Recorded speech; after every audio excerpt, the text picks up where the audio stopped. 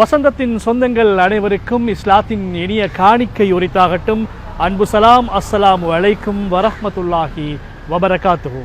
இஸ்லாத்தின் இறை ஆண்மையை பறைசாற்றும் இறை இல்லங்களின் பெருமைகளை வாராந்தம் தொகுத்து வழங்குகின்ற வசந்தம் டிவி பெருமையோடு வழங்கும் ரவுலத்துல் மஸ்ஜித் பள்ளிவாசல் பூஞ்சோலை நிகழ்ச்சியினூடாக உங்களை சந்திப்பதில் மிக்க மகிழ்ச்சி அடைகின்றோம்.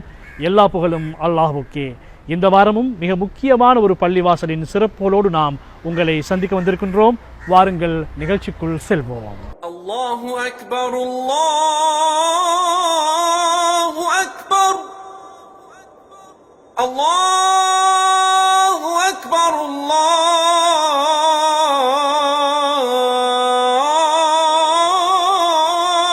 அக்பர்.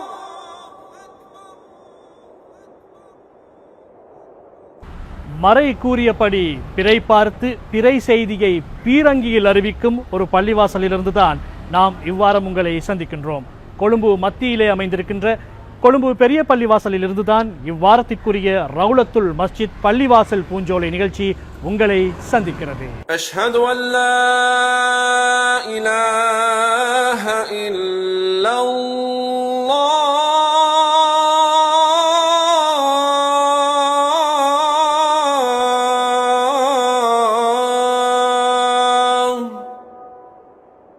அஸ்ஸலாமு அலைக்கும் வரஹ்மத்துல்லாஹி வபரகாத்து. கொழும்பு பெரிய பள்ளிவாசல் பிறை தீர்மானிக்கும் மாநாடு நடைபெறக்கூடிய இடத்திலே நாம் வீட்டிருக்கிறோம். இலங்கை வரலாற்றில் முஸ்லிம்களின் வணக்க வழிபாடுகளுடன் தொடர்புபட்ட பிறையை தீர்மானிப்பது என்பது மிகவும் முக்கியமான ஒரு பணியாக வரலாறு நெடுகிலும் நாம் பார்த்து வருகிறோம். கொழும்பு பெரிய பள்ளிவாசல் நாடளாவிய ரீதியில் அதற்கான பல கிளைகளை உருவாக்கியிருக்கிறது. பிறை பார்ப்பதற்கு சில நாட்களுக்கு முன்னாலே அவர்களுக்கு அறிவிப்பு விடுக்கப்படும். அவர்களுடைய பிரதேசங்களில் இலகுவாக பிறை தென்படக்கூடிய பகுதிகளுக்கு அவர்கள் செல்ல வேண்டும். அதற்கான பயிற்சிகள் அவர்களுக்கு வழங்கப்பட்டிருக்கிறது. அவர்களுடன் அகில இலங்கை ஜம்இய்யத்துல் உலமா, அதே போன்று முஸ்லிம் சமய பண்பாட்டு அலுவலர்கள் திணைக்களத்தின் உறுப்பினர்கள் போன்றவர்களும் இணைந்து கொள்வார்கள். பல பகுதிகளில் இருந்தும் அவர்கள் பிறையை பார்க்கக்கூடிய வேளையில் மாலை நேரமாகும் பொழுது எம்முடைய ஒரு வாட்ஸ்அப் குழுமம் இருக்கிறது. இதற்கு அவர்கள் அன்றைய காலநிலையை பற்றிய தரவுகளை முதலில் அவர்கள் பதிவிட வேண்டும். அவர்கள் இருக்கக்கூடிய இடம், அதனுடைய அடிவானம் எவ்வாறு இருக்கிறது, பிறை தென்படுவதற்கான சாத்தியக்கூறுகள் எவ்வாறு இருக்கிறது என்பதை பல பகுதிகளில் இருப்பவர்களும் அதற்கான தரவுகளை எமக்கு முன்வைப்பார்கள். அந்த அடிப்படையில் பிறையை பார்த்து தீர்மானிப்பதற்கு முன் இங்கே இருக்கக்கூடியவர்கள் முதலிலே கணித்துக்குரிய கொழும்பு பெரிய பள்ளி வாசல் குழுவின் தலைவர் அஷேர் ஹிஷாம் ஃபத்தாஹி ஹசரத் அவர்களுடைய தலைமையில் இந்த கூட்டம் நடைபெறும். இதற்கு அகில இலங்கை ஜம்இய்யத்துல் உலமாவுடைய சார்பாக அவர்களுடைய தலைவர் அல்லது செயலாளர்கள், அதேபோன்று முஸ்லிம் சமய பண்பாட்டு அலுவலர்கள் திணைக்களம், அதேபோன்று கொழும்பு பெரிய பள்ளி வாசலின் நிர்வாக தலைவரும் இங்கே பங்கெடுப்பார். கொழும்பு பெரிய பள்ளி வாசலுக்குரிய பிறைக்குழு உலமாக்கள் அவர்களும் இதில் சமூகம் அளிக்கும். அதே வேளையில் அகில இலங்கை ஜம்இய்யத்துல் உலமாவுடைய உறுப்பினர்கள், வானியல் தரவுகளில் மெட்ரோலஜி டிபார்ட்மெண்ட்டை சேர்ந்த டாக்டர் சாலிஹின் அவர்களும் இங்கே பங்கெடுப்பார்கள். மேமன் சங்கத்தை சேர்ந்தவர்களும் பங்கெடுத்து பிறையை மிகவும் சரியான முறையிலே தீர்மானிப்பதற்கான ஆலோசனை நடைபெறும். உதாரணமாக கூறுவதாக இருந்தால், ஒரு ஊரில் பிறை தென்பட்ட சாட்சி தொடர்பு நாம் முன்கூட்டியே அதற்குரிய தொலை தொடர்புகளை அனுப்பி வைப்போம். பிறை கண்டால் இந்த நம்பருக்கு நீங்கள் தொடர்பு கொள்ள வேண்டும். இந்த இடத்திலே அதற்காக 2 பேர்களை நாம் பொறுப்பாக நியமித்திருக்கிறோம். பிறைக்குழுவுடைய செயலாளர் அஷேக் மசீன் ஹசனி ஹசரத் அவர்கள், அதே போன்று உப செயலாளர் அஷேக் அப்துல் ரஹ்மான் ஹிலாலி. இந்த இருவரும் அவர்களுடைய பணி நாடளாவிய ரீதியில் பிறை கண்ட தகவல்களை சேகரித்து, யாராவது பிறை கண்டதாக சாட்சி சொல்லும் பட்சத்தில் அவர்களுடைய தொலைத்தொடர்பு வாட்ஸ்அப்பின் மூலமாக நேரடி லைவாக இந்த இடத்தில் 2 ஸ்கிரீன்கள் போடப்பட்டிருக்கிறது. அந்த ஒரு ஸ்கிரீன்களே நேரடியாக அவரை காட்சிப்படுத்தி இங்கே இருந்தே எந்த தொலைவில் இருந்தாலும் நேரடியாக இந்த போர்ட் ரூமில் இருந்து கொண்டே அவர்களை கதைத்து அவர்களுடைய சாட்சியத்தை பெறுவதற்கான வாய்ப்பு இந்த இடத்திலே முழு ஏற்பாடுகளும் அல்ஹம்துலில்லாஹ் செவ்வனே நிர்வாகம் செய்து கொடுத்திருக்கிறது. எனவே அவர்களுடைய தரவுகள் பிறை கண்டதாக சாட்சி சொல்லப்பட்டால் அதற்கு பிறகு அந்த சாட்சியத்தை அடிப்படையாக வைத்து இங்கே இருக்கக்கூடியவர்கள் அவர்களுடைய தெளிவையும் பெற்றதற்கு பிறகு தலைவருடைய ஒப்பம், அதே போன்று அகில இலங்கை ஜம்இய்யத்துல் உலமா, அதே போன்று முஸ்லிம் சமய பண்பாட்டு அலுவலர்கள் திணைக்களம், கொழும்பு பெரிய பள்ளி நிர்வாக தலைவர்களுடைய கையொப்பத்தை பெற்றதற்கு பிறகு முதல் கட்டமாக இந்த சபையிலே அறிவிப்பார்கள். இவ்வாறு இந்த ஊரிலே இத்தனை பேர்கள் சாட்சி சொல்லியிருக்கிறார்கள் என்ற தீர்மானத்துக்கு பிறகு அந்த தீர்மானத்தை பொதுமக்களுக்கு அறிவிப்பதற்காக வேண்டி இந்த போர்ட் ரூமுக்கு வெளியே இருக்கக்கூடிய அந்த இடத்துக்கு சென்றுதான் பொதுமக்களுக்கு உத்தியோகபூர்வமாக அறிவிக்கக்கூடிய ஒரு நடவடிக்கை முன்னெடுக்கப்பட்டு கொண்டிருக்கிறது. ஆனால் இங்கே விசாரிக்கப்படக்கூடிய நேரங்களில் யாரும் இங்கே வரக்கூடிய தகவல்கள், இங்கே பகிர்ந்து கொள்ளப்படக்கூடிய சாட்சிகள் எதையும் வெளியிட முடியாது என்ற ஒரு நிபந்தனையின் பேரில் மிகவும் உறுதியான முறையிலே இதற்கான ஆய்வுகள் செய்யப்பட்டு கொண்டிருக்கிறது. மிகவும் முக்கியமாக குறிப்பிடப்பட வேண்டிய ஒரு விடயம்தான் இந்த பிறை தீர்மானம் என்பது வெறுமனே ரமதானுக்கும் அல்லது துல்ஹிஜ்ஜா உடைய பெருநாள் மாதங்களுக்கும் மாத்திரமல்ல, வருடந்தோறும் ஒவ்வொரு மாதமும் ஏற்கனவே ஞாபகப்படுத்தப்பட்டதை போல நாடளாவிய ரீதியில் மிகவும் பாரிய ஒரு முயற்சியை மேற்கொண்டு மிகவும் தவறான கருத்து வந்துவிடக்கூடாது என்பதில் எச்சரிக்கையாக இருந்து கொண்டு இவ்வாறான ஒரு முன்னெடுப்பை கொழும்பு பெரிய பள்ளி வாசல் நடந்து கொண்டு போகிறது. எனவே ஒவ்வொரு மாதமும் இந்த பிறை தீர்மானம் ஏற்கனவே குறிப்பிட்டதை போன்றே பல அங்கத்துவர்கள் ஒன்று கூட நாடளாவிய ரீதியில் இருக்கக்கூடிய அமைப்புகள் மூலமாகவும் சரியான தகவல்களை பெற்றுதான் மக்களுக்கு அறிவிப்பு செய்யப்படுகிறது என்ற தகவல் மிகவும் முக்கியமாக குறிப்பிடப்பட வேண்டிய விடயமாகும். அஷ்ஹது அன்ன முஹம்மதர் ரசூலுல்லாஹ்.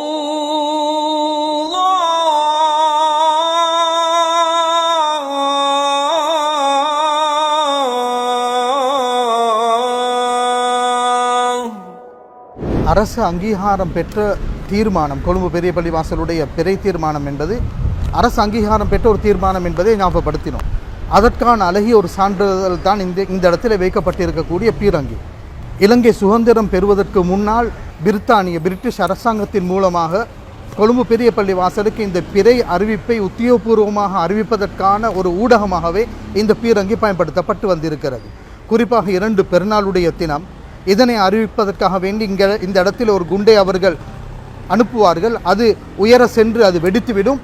அந்த சத்தத்தினால் இங்கே இருக்கக்கூடிய மக்கள் பிறையுடைய தகவல்களை அறிந்து கொள்வதற்கான ஒரு ஊடகமாக இந்த பீரங்கி பயன்படுத்தப்பட்டு வந்திருக்கிறது. கொழும்பு பெரிய பள்ளிவாசல் கொழும்பிலேயே மிகவும் உயரமான ஒரு நிலப்பரப்பில் கட்டப்பட்ட பள்ளிவாசல். அந்த பள்ளிவாசலில் இருந்தும் பிறை இலகுவாக தென்பட வேண்டும் என்பதற்காக வேண்டி மிகவும் உயரமான ஒரு டூம் பள்ளிவாசல்களால் உருவாக்கப்பட்டு தேவைப்படக்கூடிய சந்தர்ப்பங்களில் நம்பிக்கையான சாட்சியாளர்களை அதற்கு ஏறச் செய்து அவர்களுடைய சாட்சிகளையும் பெறக்கூடிய ஏற்பாடுகளை கொழும்பு பெரிய பள்ளிவாசலுடைய பிறை குழு ஏற்பாடு செய்திருக்கிறது என்பது ஞாபகப்படுத்த வேண்டிய ஒரு முக்கியமான விடயமாகும்.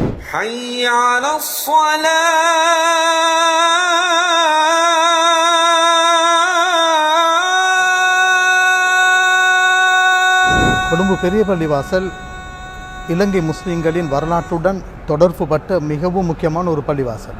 சுமாராக 1250 வருடம் வரலாறு கொண்ட ஒரு பள்ளிவாசல். மன்னன் ஹாரூன் ரஷீதுடைய காலம் இலங்கையின் ஒரு தூதுவராக ஹாலித் இப்னு பகாயா என்பவர் கிறிஸ்து ஆண்டு 797ஆம் ஆண்டு இலங்கைக்கு அனுப்பப்படுகிறார். இவர் மூலமாக கொழும்பில் உருவாக்கப்பட்ட முதல் பள்ளிவாசலாக இந்த பள்ளிவாசல் காணப்படுகிறது. ஆனால் இங்கே அமைந்திருக்கக்கூடிய இந்த கட்டிடம் அல்ஹாஜ் உவைஸ் ஹாஜியார் அவர்களால் 1973ஆம் ஆண்டு கட்டப்பட்டாலும் பழைய பள்ளிவாசல்கள் இதற்கு பக்கமாக இருந்த 2 மாடிகளை கொண்ட ஒரு கட்டிடம் காணப்பட்டது. இதுதான் கொழும்பு பெரிய பள்ளிவாசலுடைய பழைய பள்ளிவாசலாக காணப்பட்டது. ஆனால் இங்கே காட்சி அளிக்கக்கூடிய இந்த பள்ளிவாசல் பிற்காலங்களில் கட்டப்பட்டு மிகவும் மக்களின் பார்வையை கவரக்கூடிய ஒரு விதத்திலே அமைந்திருக்கிறது என்பதை ஞாபகப்படுத்திக் கொள்ள வேண்டும்.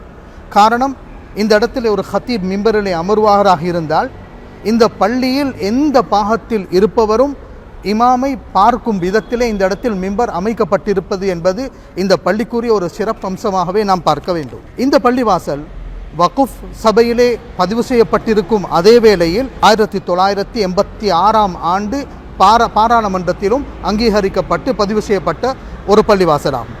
இந்த பள்ளிவாசலுடைய யாப்பில் இந்த பள்ளிவாசலில் நடைபெறக்கூடிய சகல காரியங்களும் வணக்க வழிபாடுகள் ஷாஃபிஈ மத்ஹபின் வழிகாட்டலின் பேரில் நடைபெற வேண்டும் என்பது யாப்பிலே தீர்மானிக்கப்பட்ட ஒரு விடயம். ஹுத்துபா நிகழ்த்தக்கூடிய இமாம்கள் என்று வரலாறு நாம் எடுத்து பார்க்கும் பொழுது இலங்கையில் தலை சிறந்த மிகவும் தேர்ச்சி பெற்ற உலமாக்கள் இந்த இடத்திலே இமாம்களாக ஹத்தீபுகளாக கடமையாற்றியிருக்கிறார்கள். அதே போன்று இஸ்லாமிய சமுதாயத்தின் கல்வி வளர்ச்சியில் இதனுடைய பங்களிப்பு மிகவும் முக்கியமானது. ஒவ்வொரு கிழமையும் நிர்வாகத்துடைய அனுமதியுடன் உலமாக்கள் ஃபத்வா வழங்குவதற்கான ஒரு அமர்வை நிர்வாகத்துடைய அனுமதியுடன் அவர்கள் செய்து வருகிறார்கள். நாடளாவிய ரீதியில் மக்களுக்கு தேவையான வழிகாட்டல்கள், தேவையான ஃபத்வாக்களை வழங்குவதற்கான ஏற்பாடுகளும் இந்த இடத்திலே நடைபெற்றிருக்கிறது என்பது மிகவும் முக்கியமான விடயமாகும்.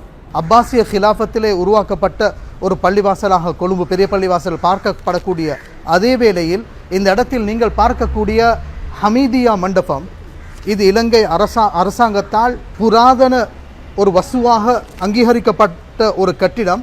இதிலே உஸ்மானிய பேரரசில் அப்துல் ஹமீத் சானி ரஹிமஹுல்லா அவர்களுடைய ஞாபகார்த்தமாக கட்டப்பட்ட இந்த ஹமீதியா மண்டபம் 1897 ஆண்டு உஸ்மானிய ஹிலாஃபத்துடைய ஒரு தூதுவ குழு இலங்கைக்கு வந்த நேரத்திலே இவ்வாறான ஒரு கட்டிடம் இங்கே இருக்கக்கூடிய முஸ்லீம்கள் அவர்களுடைய கலாச்சார ரீதியாக கல்வி ரீதியான மேம்பாட்டை பெற வேண்டும் என்ற உயரிய நோக்கத்தில் கொழும்பு பெரிய பள்ளி வாசலுக்குரிய அன்பளிப்பாக இந்த கட்டிடத்தை இஸ்தாபித்திருக்கிறார்கள். நீங்கள் பார்த்து கொண்டிருப்பது மிஸ்வலா. தொழுகை நேரங்களை கணிக்கக்கூடிய ஒரு ஏற்பாடாகவே முன்னோர்கள் இந்த மிஸ்வலாவை இந்த இடத்தில் நிர்மாணித்திருக்கிறார்கள். பெரிய பள்ளியுடைய வரலாற்றுடன் தொடர்புபட்ட ஒரு விடயம்தான் பெரிய பள்ளியிலே அமைந்திருந்த ஒரு மக்பரா. இந்த மக்பரா பெரிய பள்ளி வாசல் எவ்வளவு வரலாற்றுடன் தொடர்புபட்ட பூர்வீகமான ஒரு பள்ளிவாசல் என்பதை எடுத்து காட்டுகிறது. அதாவது இலங்கை வரலாற்றுடன் தொடர்புபட்ட முதலாவது புவனகேச பாகு மன்னர், இவருடைய காலத்துக்கு முன்னால் எகிப்து நாட்டிலிருந்து வந்த ஒரு தூதுவர் அபு பக்காயா என்பவர், அவர் கொழும்பு வந்த நேரம் அவர் வஃபாத்தாகிவிட்டு அவர் மரணமடைந்ததற்கு பிறகு அவரை கொழும்பு பெரிய பள்ளிவாசலுடைய மையவாடியில் தான் நல்லடக்கம் செய்யப்படுகிறது. பல வருடங்கள் கழித்து கொழும்பு பெரிய பள்ளிவாசலுக்கு அண்மையில் கட்டப்பட்ட இருக்கக்கூடிய பிரித்தானிய கவர்னருடைய ஒரு மாளிகை கொழும்பு பெரிய பள்ளிவாசலுக்கு கிட்டதான் இருந்தது. அந்த மாளிகையின் படிக்கல்லாக அந்த மக்பராவுடைய கல்வெட்டு கண்டெடுக்கப்பட்டிருக்கிறது. இந்த மக்பராவுடைய கல்வெட்டில் இங்கே அடக்கம் செய்யப்பட்டிருக்கக்கூடிய அபு பக்காயா என்ற எகிப்து நாட்டை சேர்ந்தவர் கிறிஸ்துவ வருடம் 955 ஆண்டு வஃபாத்தாக இருக்கிறார் என்பது குறிப்பிடத்தக்க ஒரு பழங்கால ஒரு ஆவணமாக இன்றும் கூட கொழும்புடைய மியூசியத்திலே அந்த கல்வெட்டு காணப்படுகிறது. எனவே கொழும்பு பெரிய பள்ளிவாசல் இஸ்லாமிய வரலாற்றில் மிகவும் பூர்வீகமான ஒரு பள்ளிவாசல் என்பதை அறிவுபூர்வமாகவும் அதனுடைய தரவுகளும் எங்களுக்கு தெளிவுபடுத்தி கொண்டிருக்கிறது. வசந்தம் டிவி வழங்கும் ரவுலத்துல் மஸ்ஜித் பள்ளிவாசல் பூஞ்சோலை நிகழ்ச்சியை பார்த்து கொண்டிருக்கிறீர்கள்.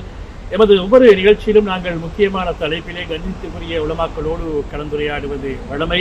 இன்றும் கூட கொழும்பு பெரிய பள்ளிவாசலிலே முக்கியமான ஒரு தலைப்பிலே கலந்துரையாடுவதற்காக இந்த பெரிய பள்ளிவாசலுக்கு வருகை தந்திருக்கின்றார் கொழும்பு உம்மு ஜாவியாவினுடைய பிரதம கத்தீபும் அதே போன்று கொழும்பு பெரிய பள்ளிவாசலினுடைய பிரதம கத்தீபுமான ஷேக் அஹமத் ஷோஃபி மஹலரி அவர்கள். அஸ்ஸலாமு அலைக்கும் ஹஸ்ரத் அவர்களே. வலைக்கும் ஸலாம் வரஹ்மத்துல்லாஹி வபரகாத்துஹு. நாங்கள் முஹர்ரம் மாதத்திலே இருந்து கொண்டிருக்கின்றோம். இந்த ஒவ்வொரு முஹர்ரம் மாதம் வருகின்ற பொழுதும் நாங்கள் ஹிஜ்ரி ஆண்டை ஞாபகப்படுத்துவது வழமை. இந்த முஹர்ரம் மாதம் தலைப்பிறை தென்பட்டதை அறிவிக்கின்ற பள்ளிவாசல் தான் இந்த கொழும்பு பெரிய பள்ளிவாசல். இந்த ஹிஜ்ரி வருடம் அப்படி என்று சொல்லுகின்ற விடயம் என்ன? அஸ்ஸலாமு அலைக்கும் வரஹ்மத்துல்லாஹி வபரகாத்துஹு. பிஸ்மில்லாஹிர் ரஹ்மானிர் ரஹீம். அல்லாஹுவை புகழ்ந்தவனாக நபிகள் நாயகம் ஸல்லல்லாஹு அலைஹி வஸல்லம் அன்னவர்கள் மீது அவர்களுடைய குடும்பத்தார்கள் அவர்களை பின்துயர்ந்த அனைவர் பேரிலும் ஸலவாத்தும் சலாமும் சொன்ன நிலைமையில் உண்மையிலே இஸ்லாமிய வரலாற்றிலே இஸ்லாமியர்களுடைய அடையாளங்களில் ஒன்றுதான் இந்த ஹிஜ்ரத் என்று சொல்வது. இஸ்லாமிய வருடம் என்பது முஹர்ரம் மாதத்திலிருந்து ஆரம்பிக்கப்படுகிறது. அந்த முஹர்ரம் மாதத்திலிருந்து ஆரம்பிக்கப்பட்டாலும் ஆனால் அதற்கு முஹர்ரம் என்ற பெயர் சொல்லாமல் ஹிஜ்ரி வருடம் என்று தான் பெயர் சொல்லப்படுகிறது. இந்த ஹிஜ்ரி என்பது ஹிஜ்ரத்து என்ற சொல்லிலிருந்து வந்தது. நபிகள் நாயகம் ஸல்லல்லாஹு அலைஹி வஸல்லம் அன்னவர்களும் அவர்களுடைய சஹாபிகளும் மக்காவிலிருந்து மதீனா நோக்கி சென்ற பயணம்தான் ஹிஜ்ரத்துடைய பயணம். அப்போ அந்த ஹிஜ்ரத்துடைய பயணத்தை வைத்துத்தான் ஹிஜ்ரி என்ற ஒரு சொல் அரபியிலே புழங்கப்பட்டு இஸ்லாமியர்களுடைய வருடத்துக்கு ஹிஜ்ரி வருடம் என்ற பெயர் சொல்லப்படுகிறது. ஹிஜ்ரத்து நடைபெற்றது எப்பொழுது என்று நாம் தேடி பார்க்கும்போது ஹிஜ்ரத்து நடைபெற்றது சரியான கருத்து ரபீஉல் அவ்வல் மாதத்திலே.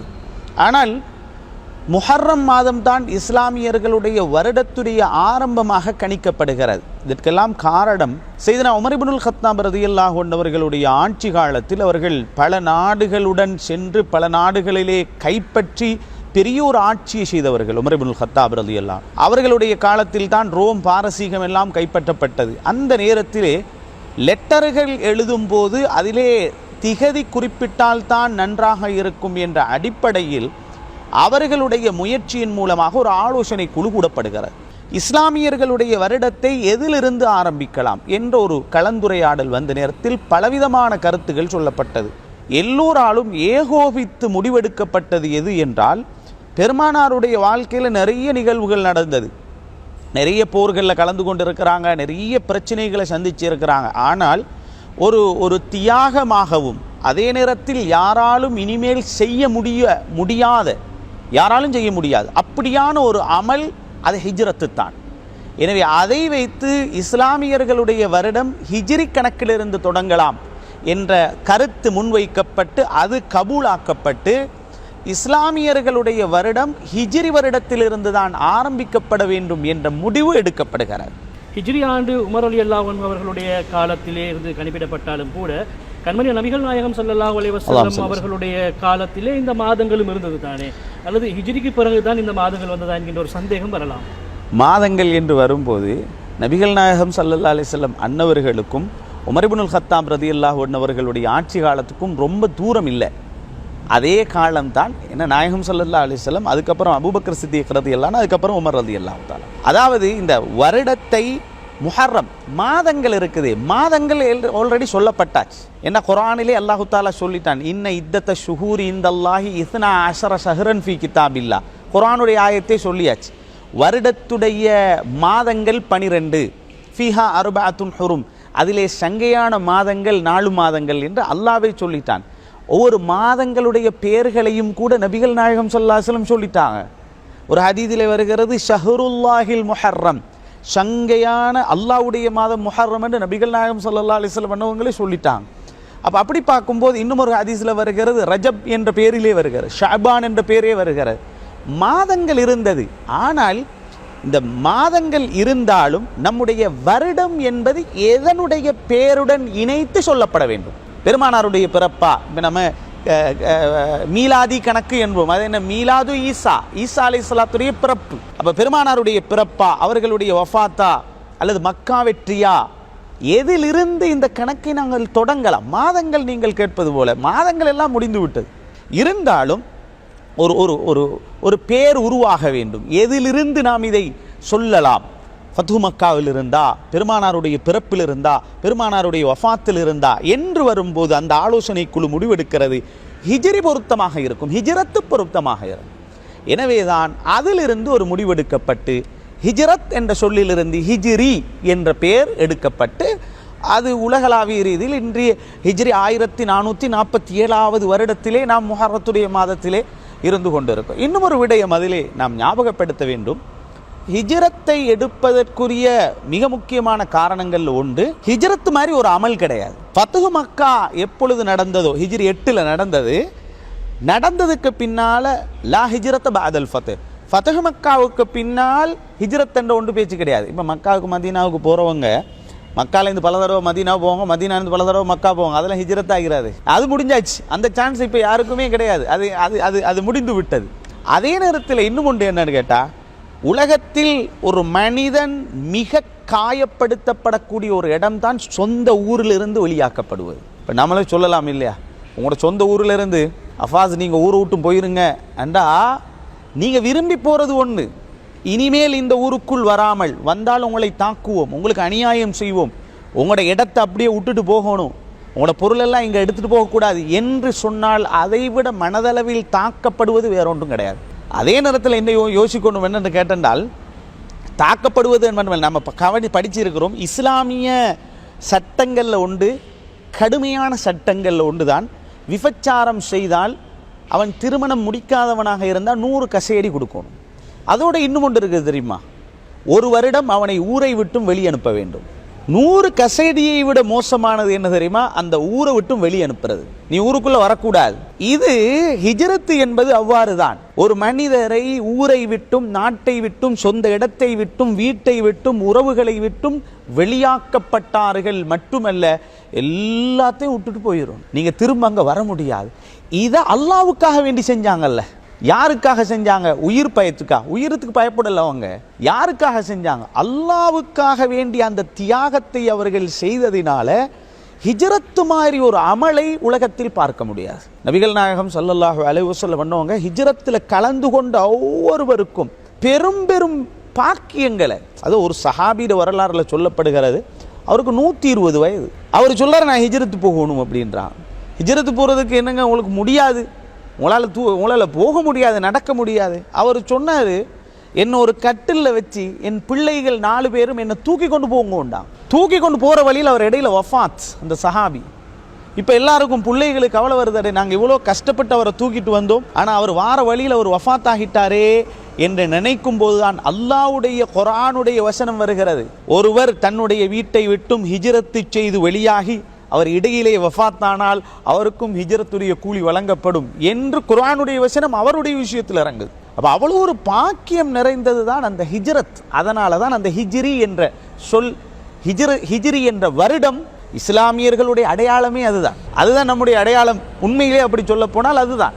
அப்போ அந்த வகையில் பிறை என்பதும் இஸ்லாமிய வருடம் என்பதும் முஸ்லீம்களுடைய அடையாளம். எனவே அந்த அடிப்படையில் பார்க்கும்போது இந்த ஹிஜ்ரத் என்பது நமக்கு ஒரு பெரிய ஒரு முன்மாதிரியாக, பெரிய ஒரு அடையாளமாக அது இஸ்லாத்தில் கணிக்கப்படுகிறது என்பதுதான் உண்மை.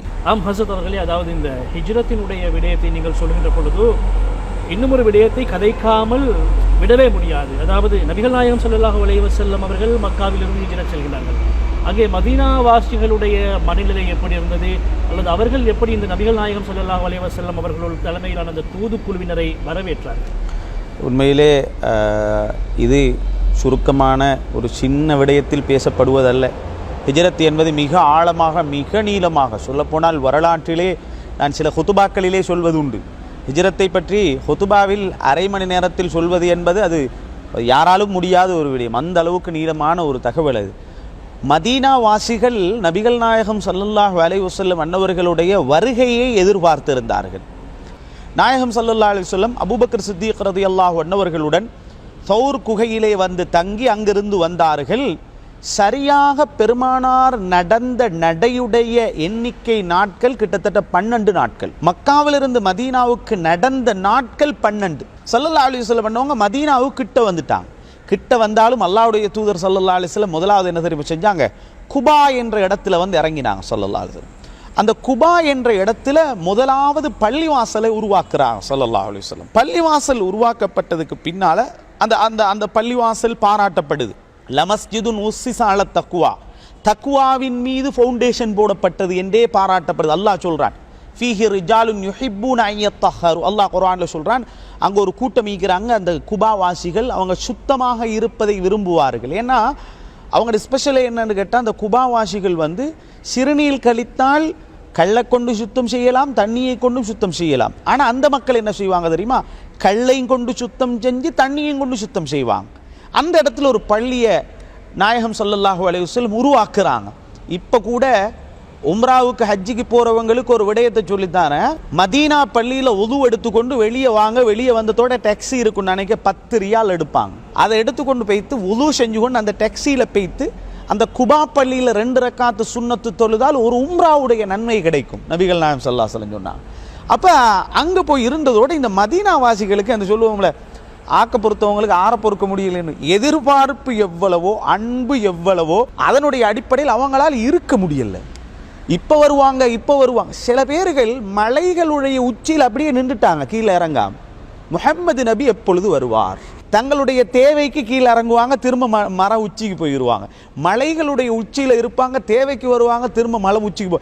எங்க முஹம்மது நபி வருவார், முஹம்மது நபி வருவார் என்று ஆண்கள், பெண்கள், சிறார்கள் எல்லோரும் இருக்க ஒரு கூட்டம் பார்த்தாங்க, குபாவுக்கு வந்தாச்சு, நாம குபாவுக்கே போயிடுவோம் அப்படின்னு. மதீனாவாசிகளுடைய அந்த பொறுமை எல்லை மீறி முஹம்மது நபி ஸல்லல்லாஹு அலைஹி வஸல்லம் எங்கட ஊருக்கு வருவாங்க என்று எதிர்பார்த்து முடியாத பட்சத்தில் நம்ம குபாவுக்கே போயிடலாம்னு ஒரு கூட்டம் குபாவுக்கு போயிட்டான்.